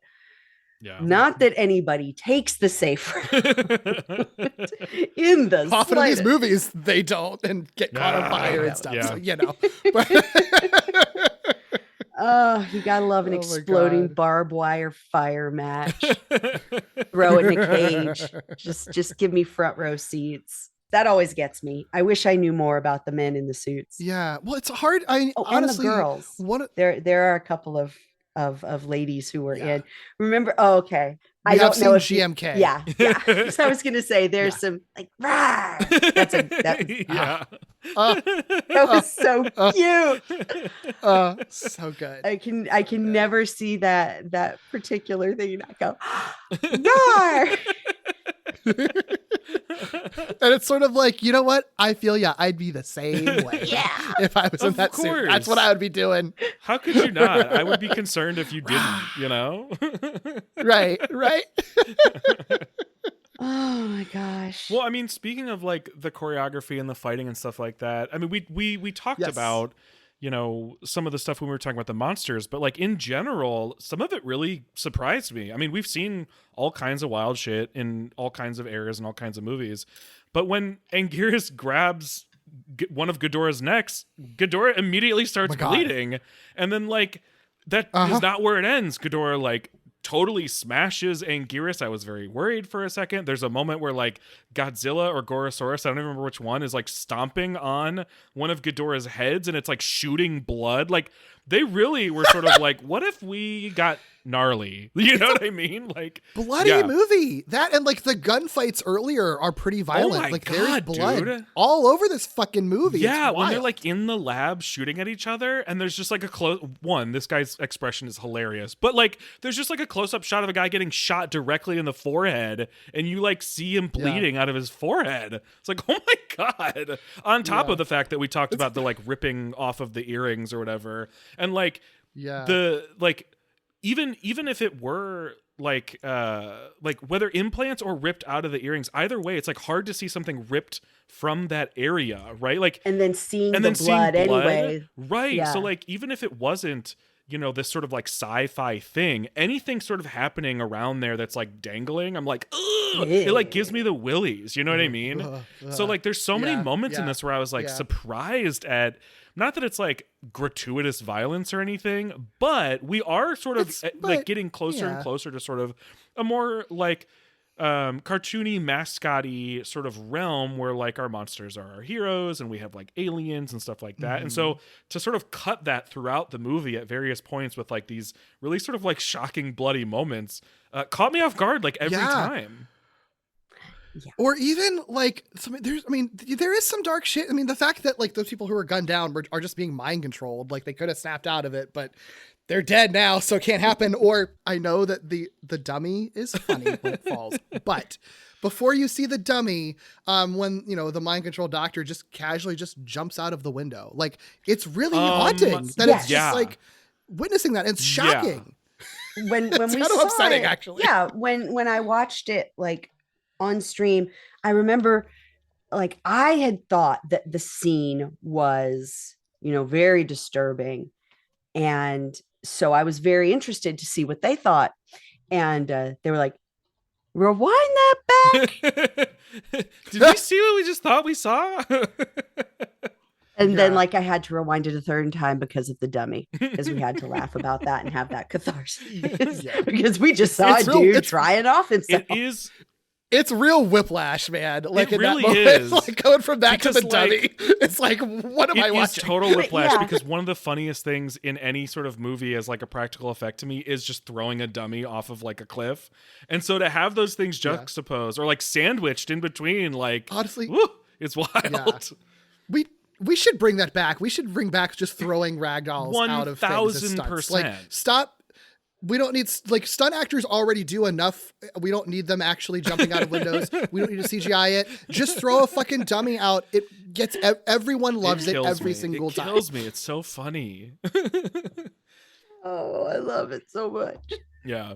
Y'all have me like crying laughing. Oh no.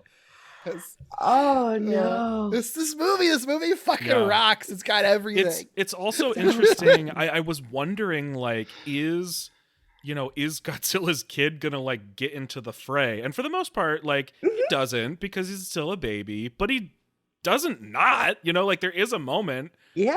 Right. Where he gets to do his little he takes him by the neck. Wind blast thing, which I guess he just choke Ghidorah to death with his ring. I don't really know how it works. I don't know. I don't really know what that is, but he got in there, He got a few good licks in. Right.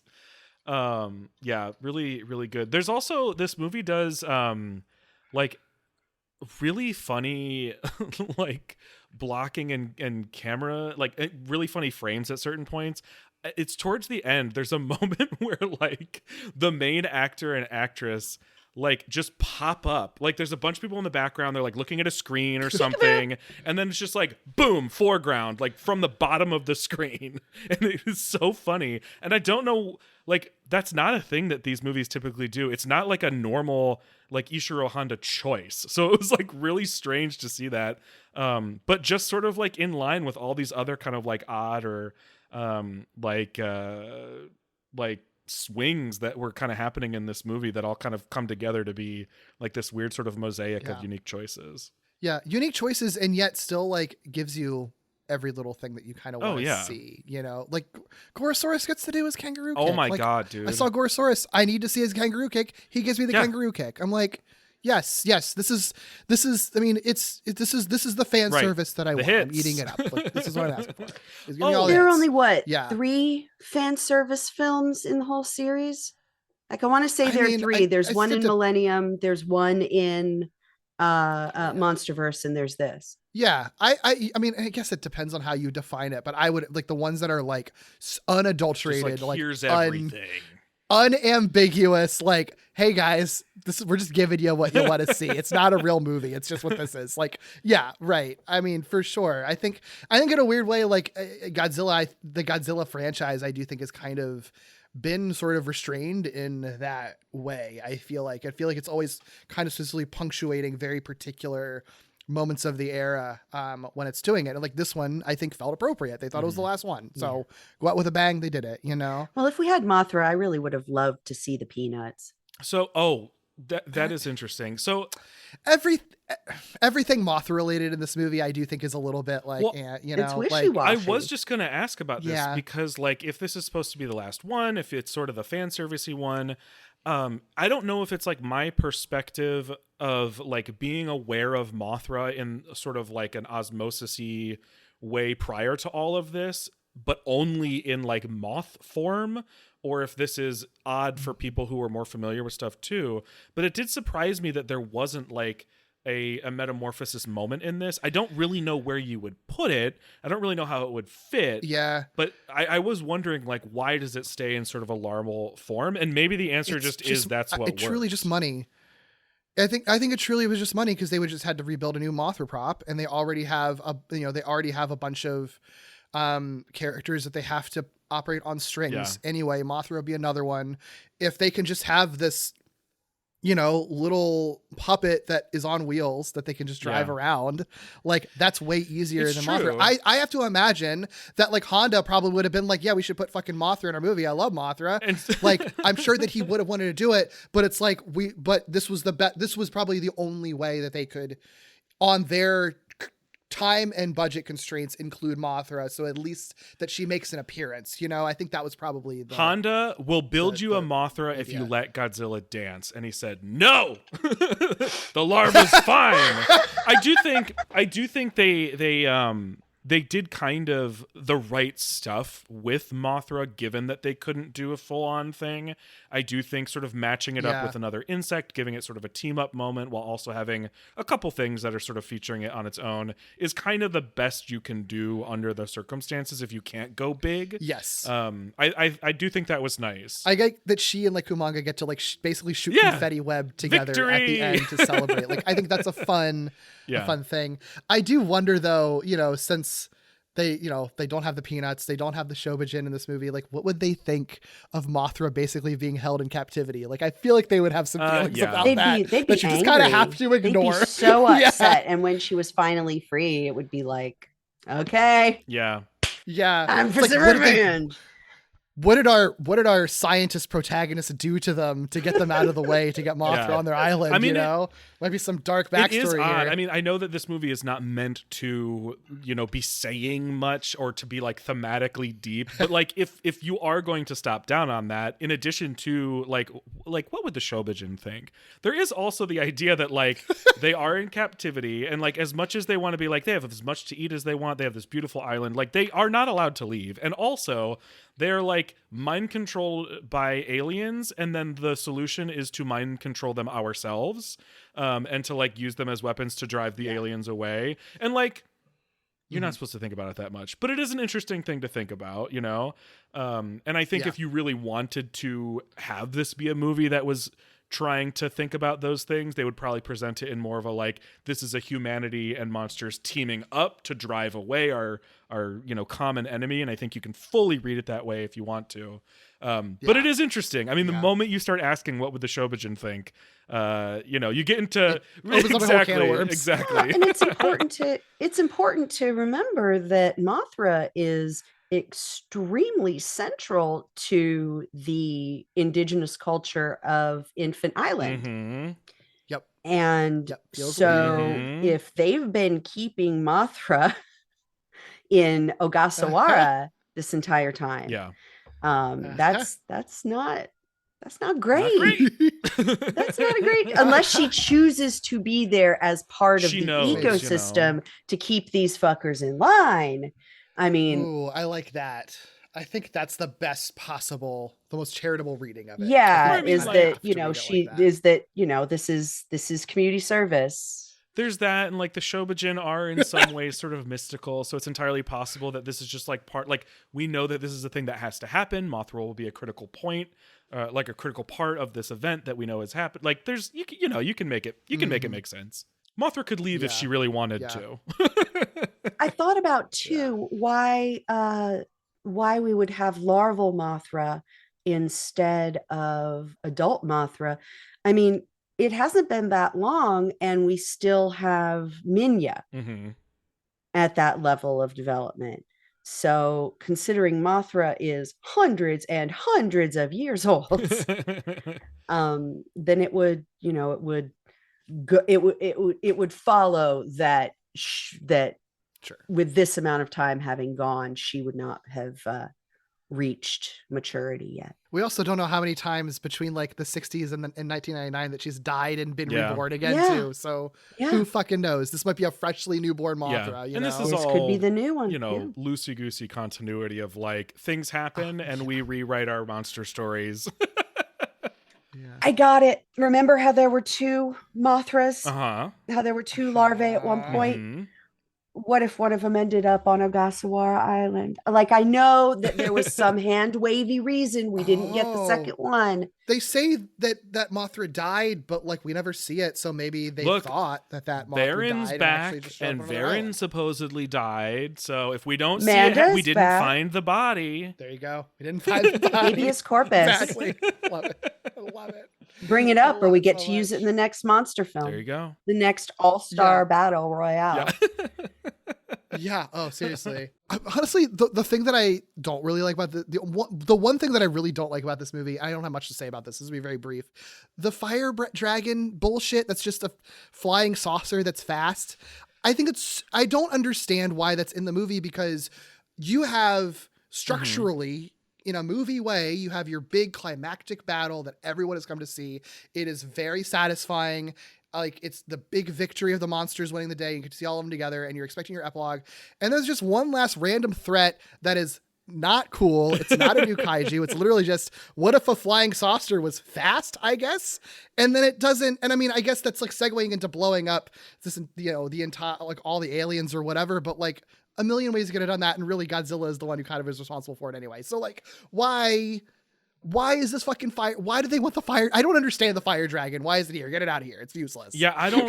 No, Sorry, no. I mean, I don't necessarily have as strong feelings as you, but I was confused. Like, I didn't quite understand sort of where it lands, because when it's introduced, like, there's so many possibilities that you could sort of think of, right? Like, especially like Ghidorah is introduced as like this sort of, like fireball before it manifests. And so like, oh, I don't know. Is this another alien monster? Right. Like, was there more than just Ghidorah? Are they surprising us because we've seen Ghidorah before, but wait, there's more? Like, there's so many things you could do, or it just is actually a new kaiju. Yeah. So the fact that it is something we already saw in the movie is really strange and really kind of threw me. Yeah. It's very weird. And it doesn't really feel like it's carrying the weight of like a last ditch effort or anything. It just feels like an extra 5 minutes or so. Maybe they just wanted to do some more animation. Maybe. Can't be mad at I mean, that. the flame animation looked sick. It does look cool. I do agree but, with that. Just because it looks sick doesn't mean you have to put it in. Yeah. Minimalism. Yeah. Right.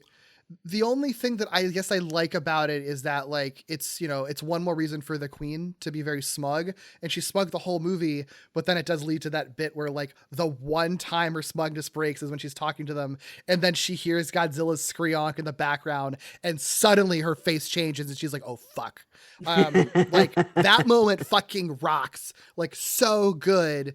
And I guess maybe you did need one little bit of like what seems to be a victory for them to really get the oomph of that moment. But I don't know. Did it have to be the fire dragon, which is a great sounding name for something that wasn't cool? I don't know, but whatever. It's fine.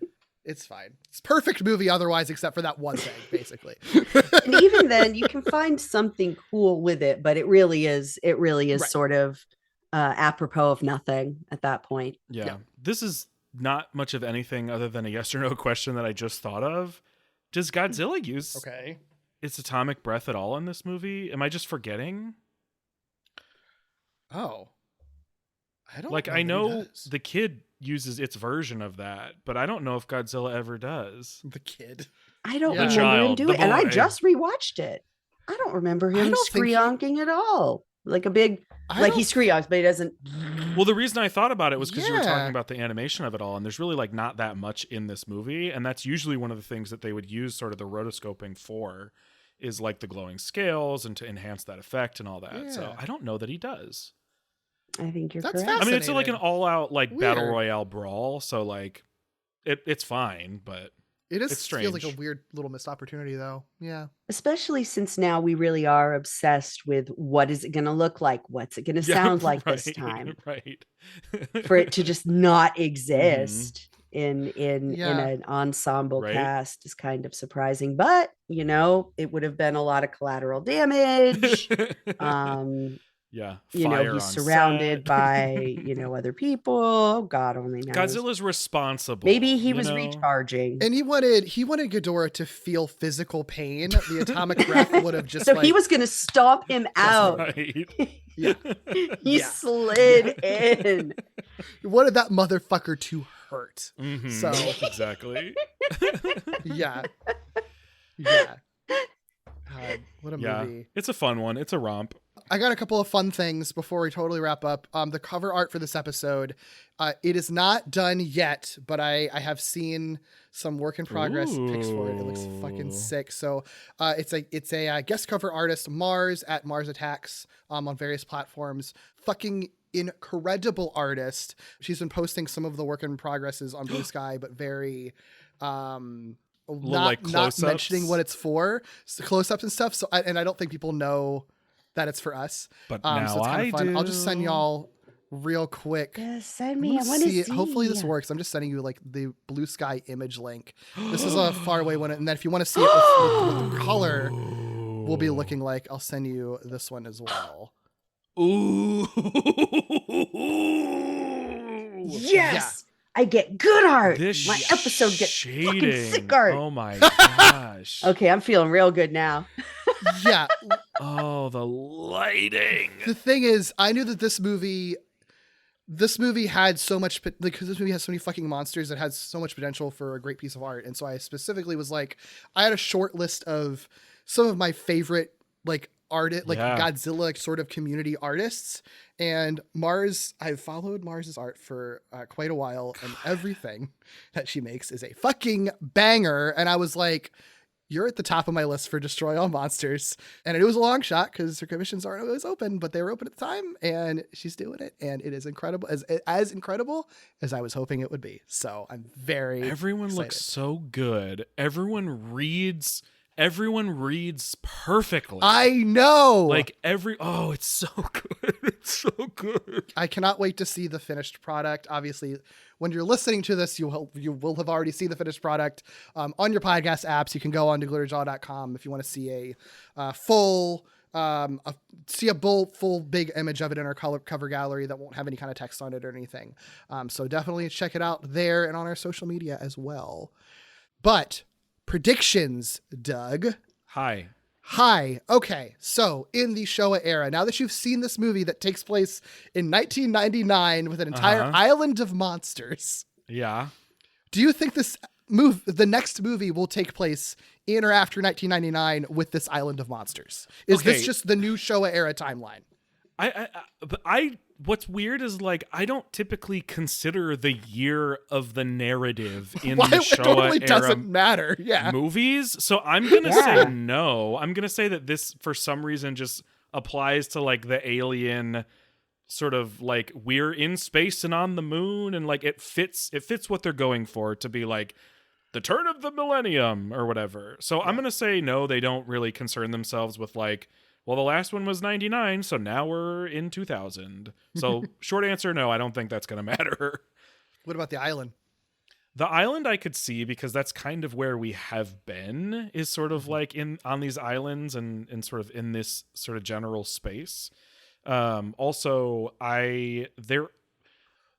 I don't know what happens in the next movie. I'm not saying that. But because this movie and the next Showa era movie have really similar titles, like I bumped into stuff when I was just trying to get to this movie. Oh, interesting. And so I do know that this is another Godzilla's kid situation. So I know at the very least Manila is in it.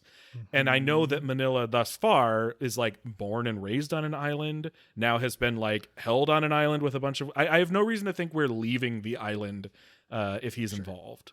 Cool. Okay. Do you think our alien race, the Helocs, are going to ever show up again? Oh, ever show up again? Just in general. I'm going to say, I would love for them to. I'm going to say no, though, because I'm still waiting for the fucking Exilians to come back. You know, and we got to prioritize. I will say one thing though. They're like weird, like liquid metal lady, like these like liquid metal slug ladies. Maybe in a movie post Terminator 2, Japan's like, well, we can do our Terminator 2 with liquid metal ladies. I don't know. I'm just saying something to think about. Yeah. I'm not saying that's a hint or anything. I'm just saying that's something to think about. Do you think that in the Showa era, King Ghidorah's gonna stay dead? Because they really killed him. No, they really blew up Varen and they really killed Mothra. So no, cool. King Ghidorah is like too important. I feel like we've also gotten like reboot Ghidorah within this very era already multiple times. So yeah. Unless the next movie is like directly a sequel, which I'm not expecting. Right. I would say no, Ghidorah's not staying dead. I don't find that movie to be a direct sequel for Destroy All Monsters, at least. Interesting wording. I'm really excited to talk about All Monsters Attack with you, Doug. Okay. I truly have no idea what your reaction to that movie is going to be honest. I like genuinely no clue how you're going to react to that. Okay, well, I don't know if you have any other prediction questions, but I can share one more thing. Yeah, sure. Just in the spirit of transparency. When I did accidentally see something, it was because Google linked to Max for Destroy All Monsters, but it actually takes you to All Monsters Attack. That's stupid. And so it took me to All Monsters Attack. And before I realized I was on the wrong movie, I saw Manila and I saw something about somebody learning about bullying. And so I actually I don't know what that means. I don't know what that means. Yes. But I will say one of the things that I thought was a possibility for how we get to the point at which we have lots of monsters was that monsters are bullying Manila and Godzilla is defending Manila against monsters, or they team up against monsters. So I am retaining that prediction for All Monsters Attack because of this one little tiny thing that I didn't even finish reading because I realized I was on the wrong thing. Oh my God. So I'm keeping it. I'm keeping that prediction. Oh, I love this so fucking much. Oh, I'm excited for that one. Oh, this is wonderful. Yes. Oh my God. Yeah, because they're I can't even say it. I know. Oh my I know, God, there's so much I want I to know. say. We're not doing that yet. That'll be. There are theories about Oh, this boy. film. There are very, very Amazing. decent theories about Amazing. this I think film. it'll be a really fun conversation. Okay. I am excited to talk about it for sure. All right. And people have a lot of strong opinions about that movie in many directions too. We're not doing that one yet. The next movie that we're going to do is going to be on the 13th of next month, whatever next month is, July. That's the next month, the 13th of July. And it is going to be Back to the Monsterverse for 2019's Godzilla King of the Monsters. Yes. Yeah. That's the best one. That's the best one. Yes. God, yeah. Let's fucking go. Doug, other than that, it's the best one. What do you know about this The movie? only thing I think I know about this movie, outside of like context clues that we're in like Monster Party chapter or whatever, and the fact that the name is King of the Monsters kind of implies that there has to be other monsters. Plus Monsterverse, I am aware that it is a universe of monsters.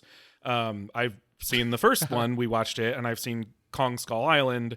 And non-canonically, there's one other one that I've seen that people, can figure it out, down the road. It's The New Empire. Mm-hmm. You haven't I haven't seen it for the podcast, but I'm aware of elements of the Monsterverse.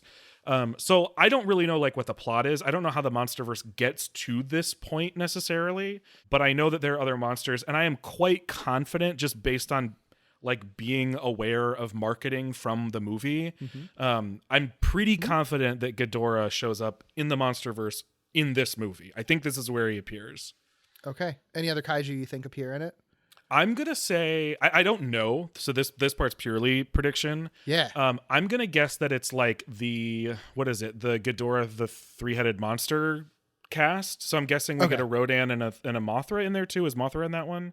She was in that movie, yes. So I would guess if I'm being conservative, outside of like maybe just like weird Muto shit, like I'm guessing that the cast is our Ghidorah the three-headed monster cast. Okay. That's my official prediction, knowing only that Ghidorah's, I think, a part of it. My last question then, because you have this sort of unique set of knowledge where you've seen the 2014 movie and you have seen like literally the last Monsterverse movie that has come out, but you haven't seen anything in between. So you know, it's so fucking weird. It's so, well, and that's two fucking weird movies to put up next to each other. So you know that it gets to a batshit bananas point that I'm excited to eventually, like in a year or so, talk about that movie. But like, so for this movie, how close in tone do you think it's going to be to the 2014 Godzilla movie? So, okay, this is weird because I know 2014, which takes itself very seriously, I think sometimes to its detriment. And I know Kong Skull Island, which kind of like, as the kind of follow-up to that, is like bonkers in comparison. As far as like monsters go, and then knowing that it just fully embraces its sort of batshitness, and knowing that there is a Godzilla Kong somewhere in there, it really is beginning to feel like, and I've sort of talked a little bit about this with Derek off the podcast, but like it really does kind of feel like the Monsterverse is like, hey, remember the Showa era? What if we did like our version of that trajectory? And so my guess is that King of the Monsters is still going to be like a big spectacle special effects monster movie with all of the sort of like cool monster fight stuff that you would get from the very beginning. But I have a feeling this is probably the movie where it begins to shift. And if it isn't, it has to be the versus Kong one, because that's where the Showa one sort of shifted. So I think it's got to be in between somewhere. Kong Skull Island has comic relief where 2014 did not, and so it would feel weird for them to fully pull that back. So I'm guessing it's in between, and that there's probably a funny character in there or some sort of funny element in there, but I don't think the movie itself is like balls to the wall cheeky, kind of now we're just doing everything. Cool. I say this every time, but I love your brain. I'm so excited for this. Oh my god, I love being in this scene. Yeah. The thing about it is none of the American Monsterverse films really have, like, they have standout casts, they don't have standout humans. Interesting. Okay. I would agree. In my I would opinion. agree with that. Like, I would agree if with there are any, it's gonna be in King of the Monsters. Okay. Because there's so much science shit. Yeah, Okay. it'll be an interesting one. It'll be an interesting one for sure. For Yeah. sure. Don't worry, I've not said anything you're so totally far that's fine. a spoiler. It's just interesting to think about, promise. because like I like the way you put that, because one thing that feels notable about the movies I have seen is that they've had like standout cast members, but I do think, like, thinking about those two things as two separate things, I think you're probably right from what I've seen, is like Bryan Cranston is in there, John Goodman is in one of them, but like standout characters I think is a very different category. Like, so do you even remember like any of their names, like that kind of thing, right? So boring military guy protagonist, I think was 2014's name. Yeah. Lauren, do you have any questions that you would want to ask Doug prediction wise or about his Godzilla journey? I don't put you on the spot. It's always hard, but do you think how many more Godzilla suits are going to be left in the Showa era? Oh my god, that's such a good question. I don't know how many more do you think they have to make? Can I ask you how many movies are left? We're at movie 9 and there are 15, so there are 6 more films. Yes. So there's 6 more movies. Mm-hmm. And this is, I think they're already on the 3rd suit. Like, I want to say that Destroy All Monsters is suit I think 3. it's more it might than be that. suit 4. Because I think it's more than that. Because I think there was a new suit. Godzilla Raids Again were 2 new suits. King Kong versus Godzilla was a new suit. Mothra versus Godzilla was a new suit. This always fucking blows my mind that he can do this. Fuck. But then that's when I get confused. I think Ghidorah and Astro Monster are the same. Those suit. are the That same sounds suit. correct. Yeah, they have the same Yeah. face. They have that same smooshy face. Smooshy forward face, not smooshy little face. 1974, we've got smooshy kitty face. Yeah. I know Son of Godzilla is a different suit. Ebirah, I don't remember if that's a different suit or if that's the same one as Astro Monster. So I'm not sure about that one. So this is either like the 7th or 8th suit. It's actually. way I thought more it than I was would the third. So I do think that there, to be very transparent, I do think there was a hint somewhere in this very discussion that the one we just saw will get used again. So I know it can't be 6 more suits. No, it's not a full 6. I also know that like they're probably not spending more money as these movies go on. Although if this was meant to be the last one, I didn't ask this question. If this was meant to be the last one and there were more, was this one like a huge hit? This one did not make money. Okay. That's enough for me to not necessarily change the idea that they're not spending more each time. But I don't know that they're carrying the same suit for 6 more movies. I would guess that they're including this one. I think we've got like 3 suits left. I think there's this one, and then I think we probably get 2 more. Cool.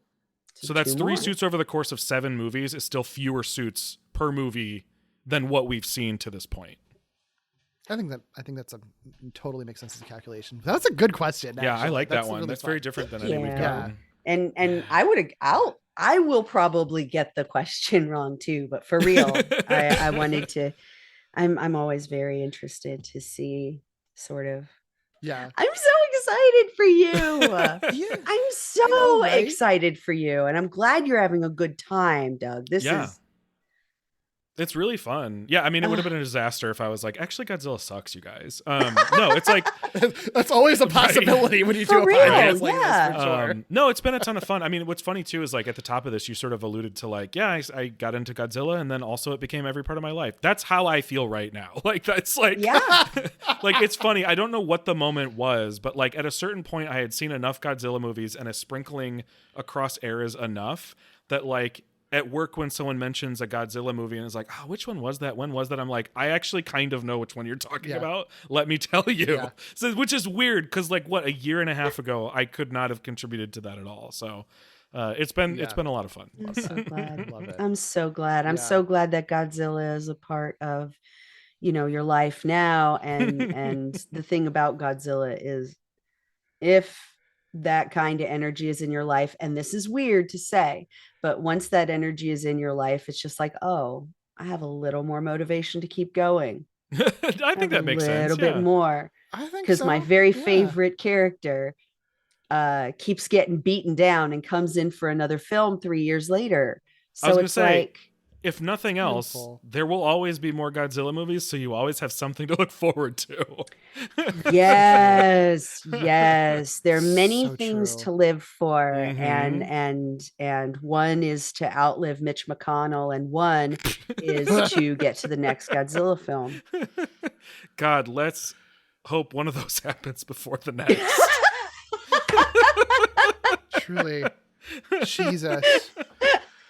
You just got to live long enough to outlive others.